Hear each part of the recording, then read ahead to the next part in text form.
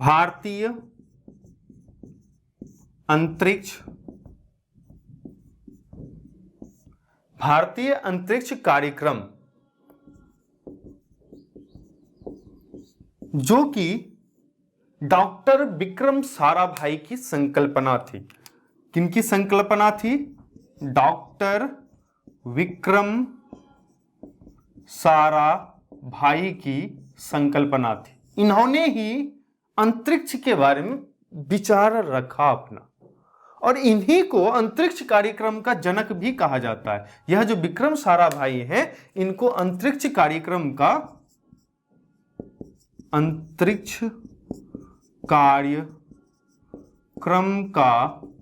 जनक भी कहा जाता है। याद रखेंगे कि अंतरिक्ष कार्यक्रम के जनक किनको माना जाता है, तो डॉक्टर विक्रम साराभाई को माना जाता है। और यह भी याद रखिएगा कि इन्हीं को राष्ट्र नायक के रूप में भी जाना जाता है। यह एक राष्ट्र नायक थे। यह जो विक्रम साराभाई थे, वो राष्ट्र नायक थे। इनकी जो बुद्धि है वह तब खुली जब आपने देखा होगा एक स्पुतनिक उपग्रह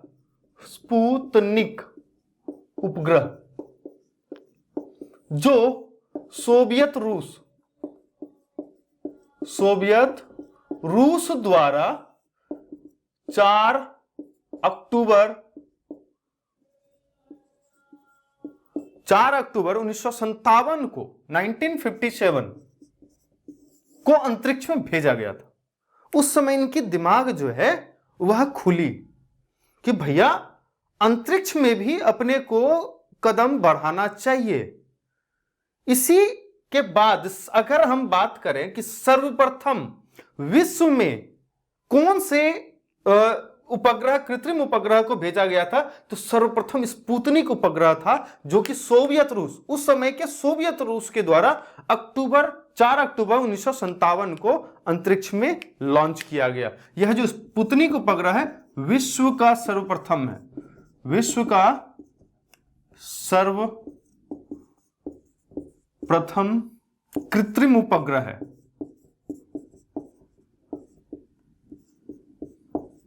याद रखिएगा कि विश्व का सर्वप्रथम कृत्रिम उपग्रह स्पुतनिक उपग्रह है। किसके द्वारा छोड़ा गया? सोवियत रूस के द्वारा छोड़ा गया।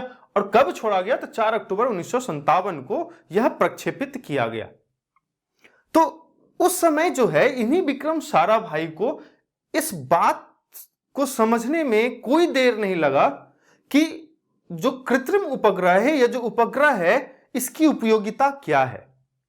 तो उन्होंने भारत के प्रथम प्रधानमंत्री जवाहरलाल नेहरू को भारत के भविष्य में वैज्ञानिक विकास को दिखाया। तो 1961 में अंतरिक्ष अनुसंधान को जन्म दिया गया कि अब अंतरिक्ष अनुसंधान किया जाए। उस समय जो है 1961 में, कब ये जो बात हो रही है 1961 में, जो अंतरिक्ष अनुसंधान था,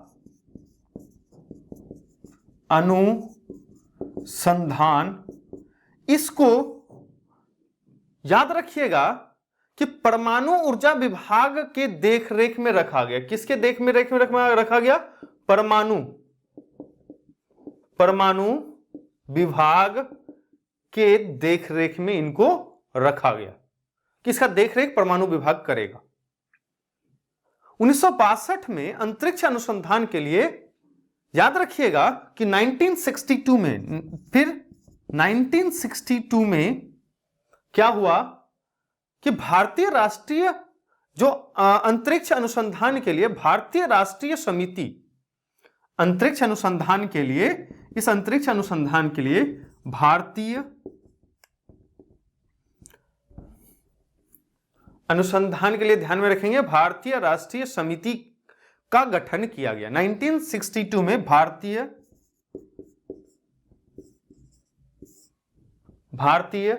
राष्ट्रीय समिति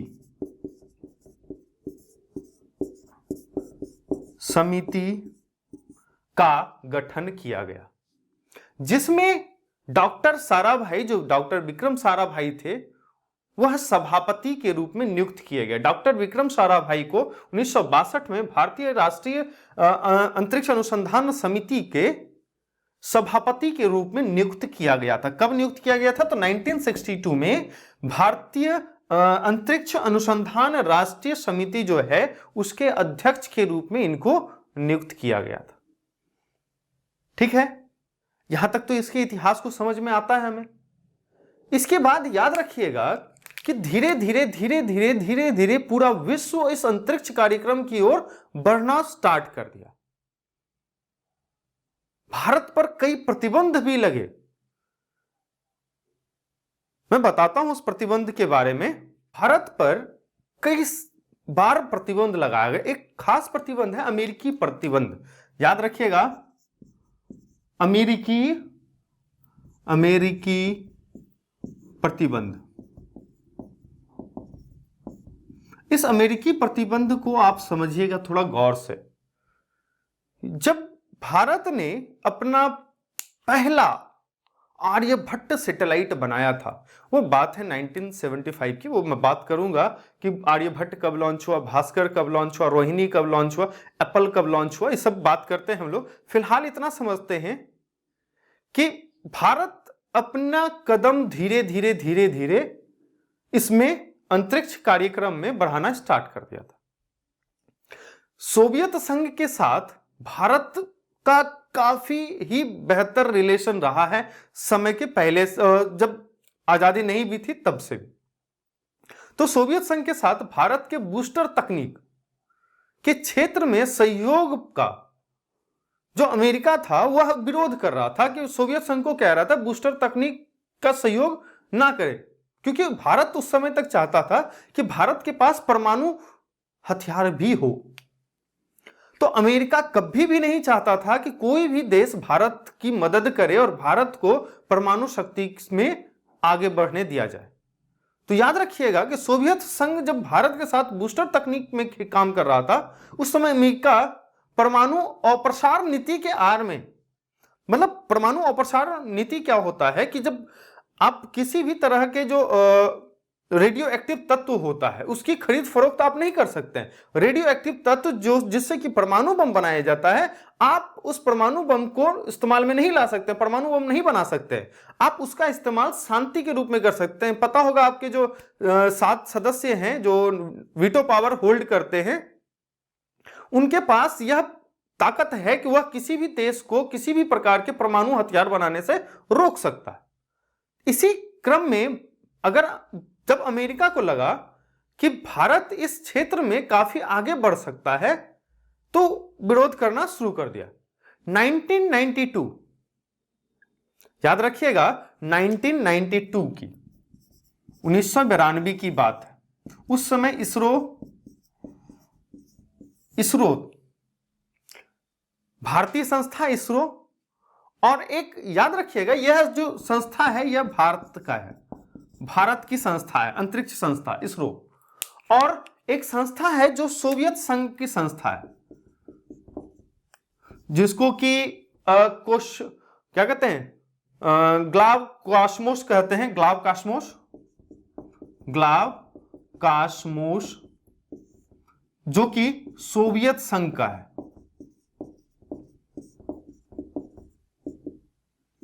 ठीक है,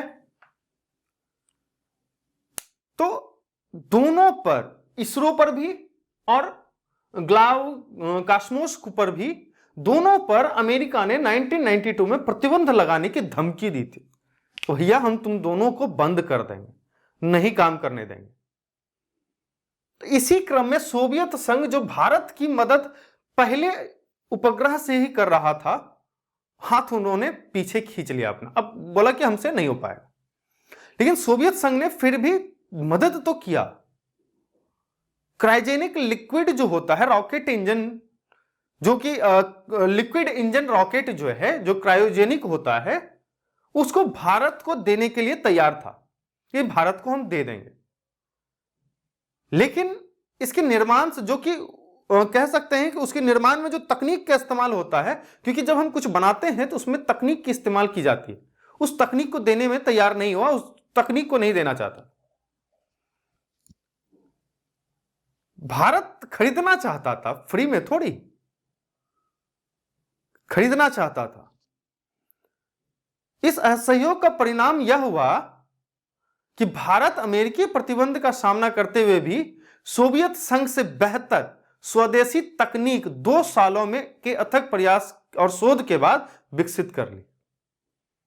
1992 में जो धमकी मिला अमेरिका से कि नहीं करने देंगे, इसके बाद रूस ने भी देने से मना कर दिया। तो इस सब असहयोग के बावजूद देखेंगे आप कि भारत ने सोवियत संघ से भी बेहतर स्वदेशी तकनीक 2 साल में ही विकसित कर ली। याद होगा कि 5 जनवरी 2014, 5 ऑफ जैन 2014 की बात, भारतीय अंतरिक्ष अनुसंधान संगठन जो है, इसरो जो है, वह स्वदेशी क्रायोजेनिक इंजन का सफल परीक्षण, स्वदेशी याद रखिएगा कि स्वदेशी मतलब स्वयं के देश में बना हुआ स्वदेशी क्रायोजेनिक इंजन, जो क्रायोजेनिक इंजन था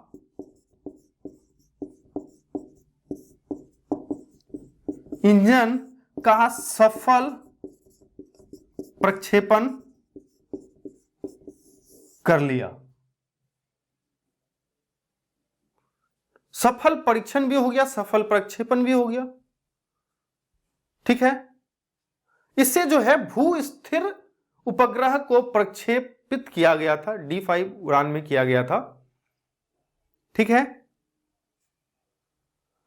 और यह भी ध्यान में रखेंगे कि जो संभावनाएं थी भारत के पास वह बहुत ही सीमित थी और भारत को इसी संभावनाओं के साथ आगे बढ़ना था। तो धीरे धीरे इसके क्रमबद्ध विकास को हम लोग देख लेते हैं। हमने देखा कि इसके इतिहास में रोरे अमेरिका ने भी लगाया, रोरे कहीं ना कहीं कुछ चाइना ने भी लगाया, लेकिन फिर भी निर्विवाद रूप से इन्होंने अपना काम किया और विक्रम साराभाई के नेतृत्व में बहुत आगे तक यह अंतरिक्ष अनुसंधान संगठन बढ़ा। एक एक करके हम लोग क्रमबद्ध रूप से देख लेते हैं। जो यह इसरो है, इसका गठन कैसे कैसे हुआ। भारतीय अंतरिक्ष अनुसंधान संगठन, भारतीय अंतरिक्ष अनुसंधान संगठन, यह संगठन क्या है? इसी को अंग्रेजी में इसरो कहा जाता है, इंडियन स्पेस रिसर्च ऑर्गेनाइजेशन। यह भारत का अंतरिक्ष एजेंसी है। यह क्या है? भारत का अंतरिक्ष एजेंसी है।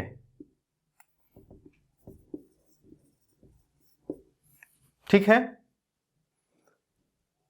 और यह भी याद रखेंगे कि पहले इसरो को भारतीय अंतरिक्ष अनुसंधान समिति, भारतीय राष्ट्रीय अंतरिक्ष अनुसंधान समिति के नाम से जाना जाता था। इसको पहले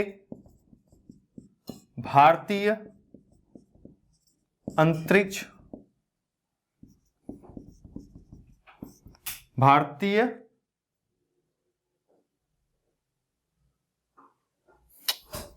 भारतीय राष्ट्रीय यहां पर ऐड कीजिएगा, राष्ट्रीय अंतरिक्ष अनुसंधान समिति के रूप में जाना जाता था। भारतीय अंतरिक्ष अनुसंधान समिति के रूप में जाना जाता था।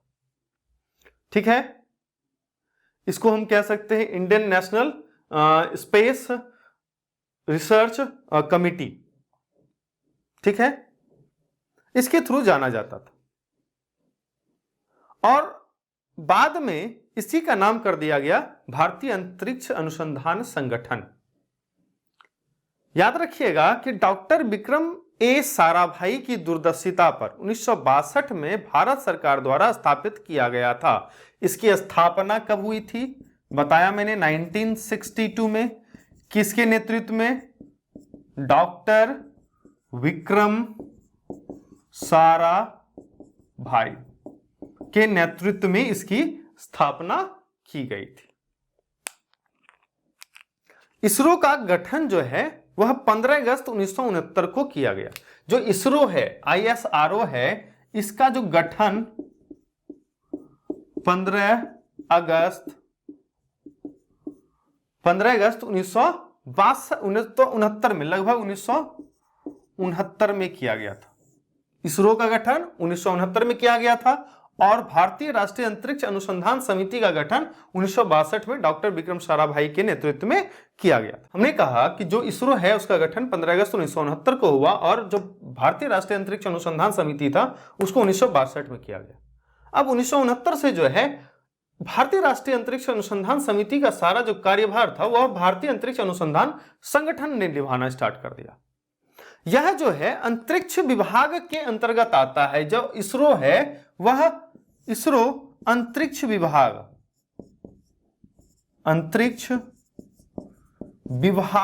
के द्वारा, भारत सरकार में अंतरिक्ष विभाग के द्वारा इसको रखा जाता है। ठीक है। और अंतरिक्ष विभाग की स्थापना 1972, मतलब अंतरिक्ष विभाग जो है वह 1972 में सामने आया।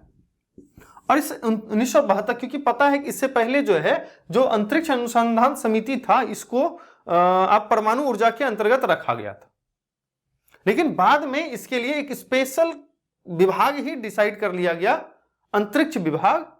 और इस अंतरिक्ष विभाग में 1972 में इसरो को ऐड कर लिया गया, इसरो को जोड़ दिया गया 1972 में। ठीक है। अब अलग अलग कार्य करने के लिए इस इसरो का इस्तेमाल प्रारंभ हो गया। याद रखिएगा कि इसका जो मुख्य उद्देश्य है वह राष्ट्रीय आवश्यकताओं के लिए अंतरिक्ष जो टेक्नोलॉजी है, स्पेस टेक्नोलॉजी है, उसका विकास और उसके बारे में एक्सपेरिमेंट करने का है।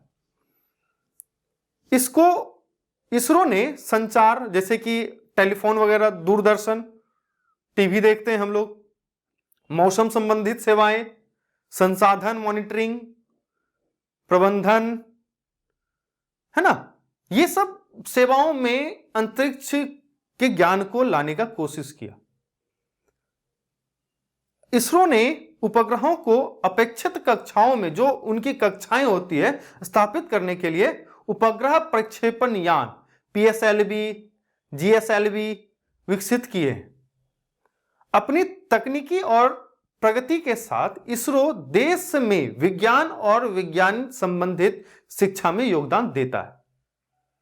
अंतरिक्ष विभाग के तत्वाधान से, मतलब अंतरिक्ष विभाग के अंतर्गत सामान्य प्रकार जो है सुदूर संवेदना, खगोलीय विज्ञान, जैसे कि एस्ट्रोनॉमिकल इवेंट्स को होने वाला है, कोई तारा के बारे में ज्ञान प्राप्त करना, किसी फिजिकल फेनोमेनन के बारे में देखना, कोई वायुमंडलीय घटना है उसको समझना, उन सब चीजों के लिए, इन सब गतिविधियों के लिए इसरो को स्थापित किया गया। इसरो का कार्य होता है। और यह जो इसरो होता है यह विज्ञान शिक्षा को प्रोत्साहित और बढ़ावा देता है। ठीक है। अब इसके मुख्यालय को हम लोग देख लेते हैं कि इसका मुख्यालय कहां कहां पर है। याद रखिएगा इसरो का मुख्यालय बेंगलुरु में स्थित है। इसका मुख्यालय कहां है पूछा जाता है, बेंगलुरु में है। कहां पर है? बेंगलुरु में। और यह भी याद रखिएगा कि जो भी अंतरिक्ष से रिलेटेड, जो भी रॉकेट से रिलेटेड चीजें होगी वह साउथ भारत में ही होगा, दक्षिण भारत में ही होगा। क्योंकि अगर थोड़ा बहुत आप लोग जानते होंगे तो आपको मालूम होगा जितने भी अंतरिक्ष से संबंधित कार्यक्रम है वह भूमध्य रेखा के आसपास ही इसको किया जाता है। क्योंकि भूमध्य रेखा के आसपास करने से इसको विशेष एक्सेलरेशन मिल जाता है और आसानी से किसी भी सैटेलाइट को आसानी से भेजा जा सकता है। तो इसीलिए जितने भी आपके संगठन के, अंतरिक्ष संगठन के जो भी चीजें हैं उन सब को साउथ में ही स्थापित किया गया। इसी तरह से देखा हमने कि भारतीय अंतरिक्ष अनुसंधान संगठन जो है इसका मुख्यालय बेंगलुरु में।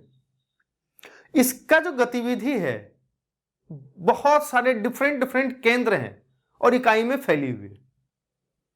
जैसे विक्रम साराभाई अंतरिक्ष केंद्र तिरुवनंतपुरम में कहां पर है, याद रखिएगा। इसमें से इसका जो इसरो है, इसका विभिन्न केंद्र के बारे में हम लोग देख लेते हैं। इसमें पहला नंबर आता है आपका,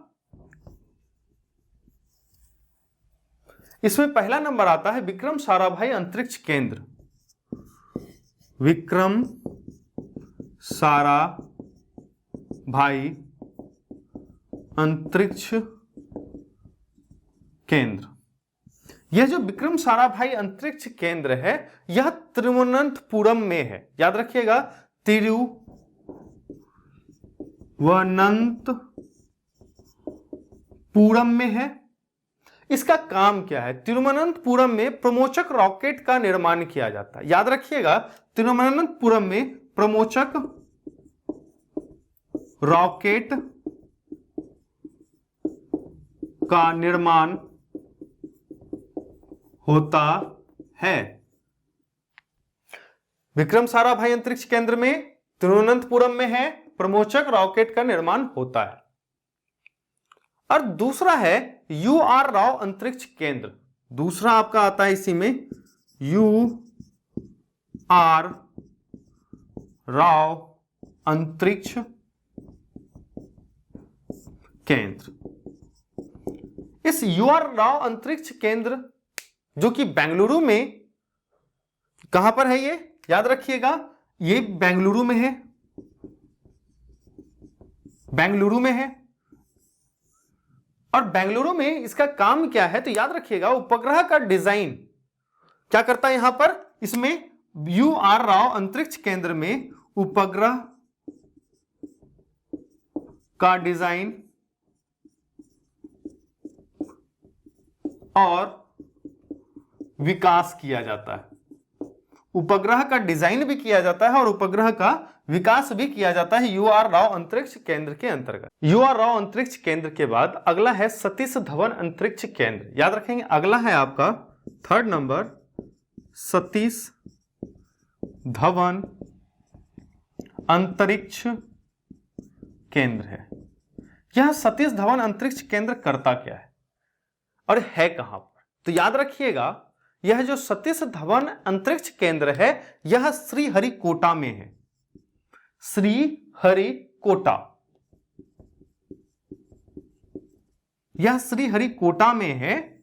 और यहां पर क्या किया जाता है, तो याद रखिएगा कि उपग्रहों एवं प्रमोचक रॉकेट का समेकन एवं प्रमोचन किया जाता है।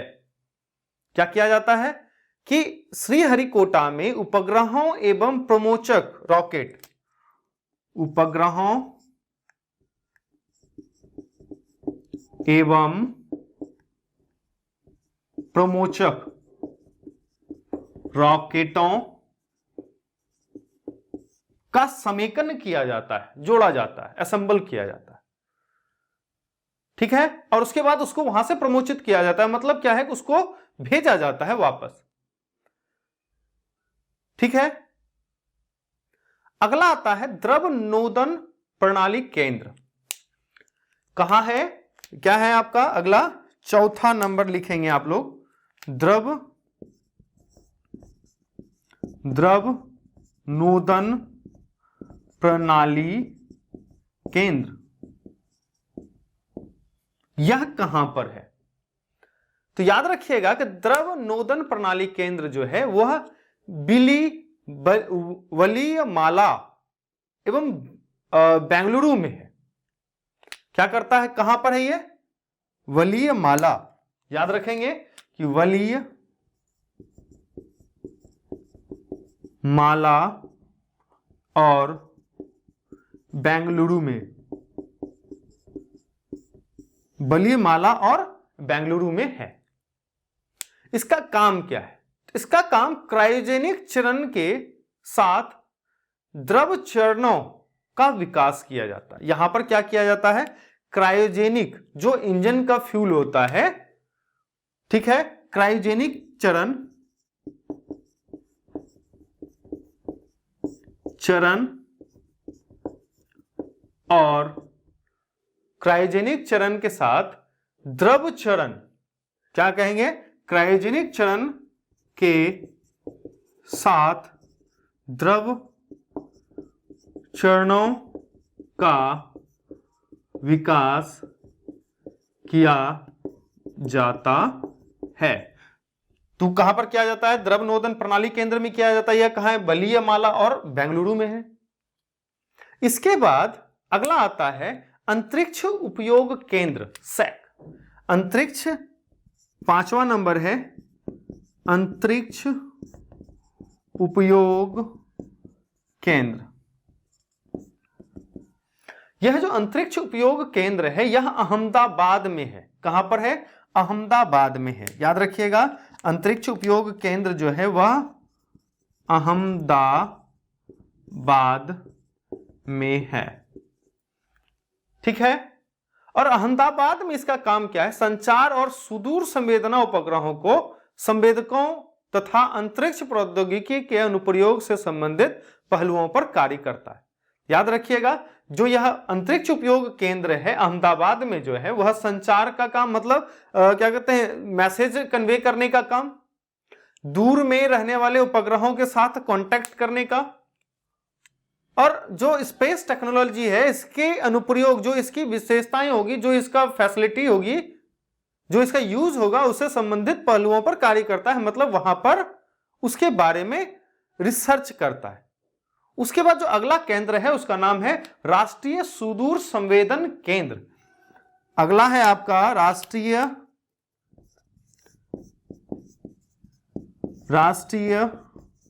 सुदूर संवेदन केंद्र। राष्ट्रीय सुदूर संवेदन केंद्र जो है यह हैदराबाद में है। कहां पर है, तो यह याद रखिएगा कि यह हैदराबाद में है, हैदराबाद में है। और इसका काम है कि जो संवेदनाओं की आंकड़े हैं, जो रिजल्ट मिलता है, जो आंकड़ा है, उसको लेना, उसका प्रसारण करना। जो राष्ट्रीय सुदूर संवेदना केंद्र है वह हैदराबाद में है। इसका काम क्या है, तो जो सूचनाएं, जो आंकड़े मिले हैं उसको लोगों तक फैला देना। ठीक है। तो यह भारतीय अंतरिक्ष अनुसंधान समिति के कुछ भाग हैं, जो कुछ केंद्र हैं जो अलग अलग जगह पर अलग अलग कार्य करते हैं। जैसे विक्रम साराभाई अंतरिक्ष केंद्र, UR राव अंतरिक्ष केंद्र, सतीश धवन अंतरिक्ष केंद्र, द्रव नोदन प्रणाली केंद्र, आंतरिक उपयोग केंद्र। ठीक है। उसके बाद राष्ट्रीय सुदूर संवेदना केंद्र, अंतरिक्ष उपयोग केंद्र, इसको 6 कर लीजिए। अंतरिक्ष उपयोग केंद्र, राष्ट्रीय सुदूर संवेदना केंद्र, यह सब मिलके भारतीय अंतरिक्ष अनुसंधान के लिए काम करती है और भारतीय अंतरिक्ष अनुसंधान को आगे की ओर बढ़ाती है। जो इसरो है इसकी गतिविधि का जो मार्गदर्शन इसके अध्यक्ष के द्वारा की जाती है। इसरो के एक अध्यक्ष होते हैं जो कि अंतरिक्ष विभाग के सचिव और अंतरिक्ष आयोग के शीर्ष निकाय के हेड होते हैं। ठीक है। याद रखिएगा, इसरो की गतिविधियों का मार्गदर्शन इसके अध्यक्ष के द्वारा की जाती है। मतलब इसका एक हेड होता है जो कि अंतरिक्ष विभाग के सचिव और अंतरिक्ष आयोग जो शीर्ष निकाय पर होते हैं कुछ नीतियों को तैयार करता है और भारतीय अंतरिक्ष कार्यक्रम के क्रियान्वयन का निरीक्षण करता है। ठीक है। वही इसरो के अध्यक्ष होंगे, याद रखिएगा। ठीक है। यह था भारतीय अंतरिक्ष अनुसंधान का इतिहास। आगे हम लोग देखेंगे कि इस कदम में कितने कौन कौन से जो उपग्रह हैं भारत के द्वारा छोड़े गए हैं अंतरिक्ष में। तब तक के लिए इस वीडियो को थोड़ा अच्छे से देखिए, समझने का कोशिश कीजिए। अगले लेक्चर में मिलते हैं, तब तक जय हिंद, जय Bharat. Thank you so much.